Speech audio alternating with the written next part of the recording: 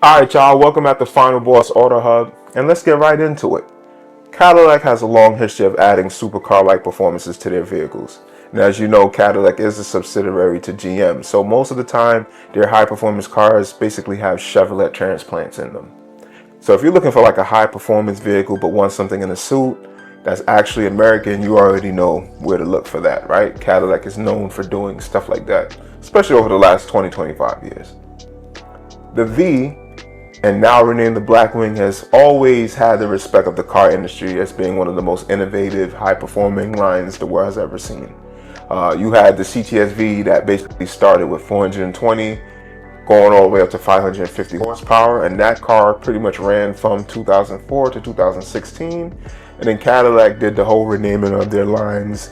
They dropped the CTS and basically called it like the CT4, CT5. Those had Blackwing edition models, and the CT5 Blackwing pretty much made up to 640 horsepower. So you know, Cadillac wasn't playing. They was taking those Chevrolet engines and putting them into basically suited up, button up cars, and you know, you basically had a sleeper driving around. To the blind eye, looked basically, how could I say, like basic for the lack of verbiage. But to like the trained car mind and eye, you see it. You can see all the little aggressive cursors that they added to the cars, and you know, the things that they did, made it lower, a little lip, put diffusers, things like that, which pretty much separated it from, you know, the basic models. Well, according to Motor One and GM Authority Insider, and basically, you know, Motor Trend, from all the research I've been doing, Cadillac is developing a second generation CT5 Blackwing to follow up the next gen CT5. So this should be arriving after the model year of 2006, when this current generation CT5 is bowing out. From what they're saying is the next gen CT5 will pretty much ride on an updated Alpha platform, and it pretty much builds at the GM Lansing Grand River plant, and will have gas power design, because as we know from earlier this year, GM pretty much invested roughly $150 million, I believe, into the future of combustion engines. So GM pretty much see where the car world was going. People are not really buying EVs like that. People are leaning towards hybrids or basically internal combustion engines. So folks are starting to put in the money to build hybrids and build internal combustion engines that will meet certain criteria in terms of, you know, air pollutions, being efficient, saving gas, but still offer the power and the emotion and soul that people want. So GM is pretty much investing in that right now. And as you know, GM basically created the new 6.7 liter V8 that's already powering the Corvette Grand, the Grand Sport right now, and the Stingray. And the output of that car is 535 horsepower. So the sources are speculating that the supercharged version of that engine could become the foundation of the new Blackwing, which pretty much makes sense at this point. Nothing is confirmed yet. They don't have any numbers or anything like that. But this 6.7 liter engine is being talked about so much since that Corvette has come out. I am not surprised that if you put a supercharger on that, that thing is probably pushing out Hellcat or more numbers in a GM transplant. Think about that. That's going to be crazy. But GM is using their F1 program to feed real motorsport tech back into their V series. So expect it to look cooler, more aerodynamic, diffusers lowered, bigger brakes, things of that nature that always make a car handle really well, but also look cool and go fast really well at this point, you know? My opinion thinking about this, I think this is awesome. You feel me? Like, GM, let's do it. Listen, y'all, like, I'm looking at the research that I've done on this car, and this is not your average grandfather caddy. You know what I mean? Like, it's different. I actually raced a Blackwing before. Now, I won't tell people about this story, and you're gonna hear why once you listen to the story. But I raced one of these in real life, and I got cooked. When I say cooked. Look, I was at a stoplight. This is the time I was living in Yonkers. I was living in a pretty nice part of Yonkers at this time, while I was doing my grad program. I pulled up at a red light. I was in my Challenger. It's loud. It's rugged. It looks good. It was murked out. My Challenger was murked out. Black on black on black. I had blue xenon lights on it. Was it xenon? No, it's HID. Excuse me. Blue HID lights. Blacked out rims. Tints. The works. I'm sitting there at the stoplight. All I hear is something that sounded like a monster truck pulling up. And what I seen was a Cadillac pulled up behind me and then veered off the car, come alongside of me. In my head, I'm like, there's no way that's that Cadillac sounding like that. No way. Let me get back to the story. So I'm sitting here at the stoplight. I look over to the right.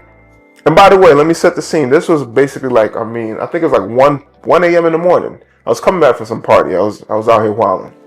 I was coming back from some party, driving hella fast, as you guys know. And I look over to the right. This rich old white guy, grayed up, looks over at me, gives me a head nod. I'm like, what? F out of here. You trying to go, bro? And he gives me listen, at this point, I know that most likely I am outnumbered because that thing sounded irregular. But mom ain't raised no punk, so I was going to race him anyway. Maybe I can get him.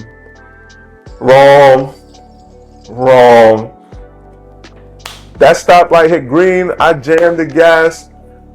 Before I look up, homeboy was like 6 blocks down. And that thing sounded like a rocket ship. It was one of the loudest cars I've ever heard in my life. The thing was crazy. Super stable. You could tell it was lowered. One of the best looking Cadillacs I've ever seen. And he bust my ass. Pause. He cooked me. He cooked me. I held that story down because I couldn't tell my friends that I got cooked like that. But he cooked me. And that right there made me a believer of the Blackwing series. That, listen, if Chevrolet, GM, and all these guys want to do some craziness and compete, they can. Don't let that fool you. They can definitely do so. It's just that we're stuck into the American ways and don't want to try something new with the designs and stuff like that. But listen, that was a crazy night for me. But let me get back to the story. Let me not get too much off this topic. The whole point is GM bringing back that Blackwing model in their executive sedan is a great thing. Like, I think this will gives people the opportunity in America to choose between different executive sedans if they have their eye open on, and they don't have to just go to BMW. Don't get me wrong, I'm a BMW guy. But BMW seems like they have cornered the market in this high-performing, dressed-up-looking cars. I think this Cadillac Blackwing would be able to pretty much compete with the M5s, the four-door Chargers when they bring those back out, the Audi S6, the Maserati Quattroports. All of those cars in more of the executive sedan class. Maybe the Charger doesn't belong in there, but all of those cars in those executive sedan class, you would have more to choose from, and I think that would make it good for the auto market. I think this is bringing back the horsepower wars. We've kind of been in one already, but it's definitely solidifying that it's a horsepower war. It's a high performance war. It's a reliability war. Who can put out the fastest, strongest car and make it reliable, that you could keep sending it and not have to worry about it breaking down, I think the car industry really needed this, especially at this time where, the markets are, you got one or two fire cars, but the auto industry just don't seem as motivated as it once was, right? I think the only thing people got to worry about is the price now, because Cadillacs are by no means cheap in any way.